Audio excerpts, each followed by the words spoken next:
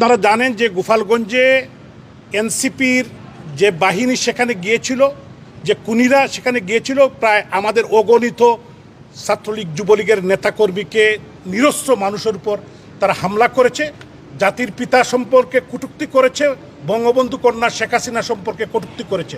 গোপালগঞ্জের মানুষ প্রতিবাদ মুখর হয়ে উঠছে। সেখানে ডক্টর ইউনূসের নেতৃত্বে, ডক্টর ইউনূস প্রতিরক্ষা মন্ত্রী, তার নির্দেশেই সেখানে গণহত্যা চালিয়েছে। এই গণহত্যাকারীদের বিচার চাই আমরা, এবং আমরা আন্তর্জাতিক কোর্টে যাব। মানবাধিকার লঙ্ঘিত হয়েছে, মানবাধিকার আজকে সারা বিশ্ব বিবেক জেগে উঠেছে। বাংলাদেশের 18 কোটি মানুষের কাছে আমরা বিচার দিতে চাই। এই ডক্টর ইউনূস একজন খুনি।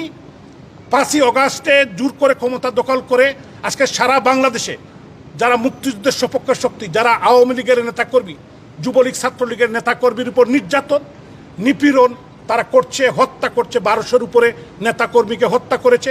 আমরা তীব্র নিন্দা জানাই এবং অবিলম্বে এর বিচার দাবি করি। ডক্টর ইউনূসকে জোর করে পদত্যাগ করাতে হবে। এই দেশকে রক্ষা করতে হবে, দেশকে বাঁচাতে হবে, এই মাতৃভূমি পতাকা মানচিত্রকে বাঁচাতে হবে।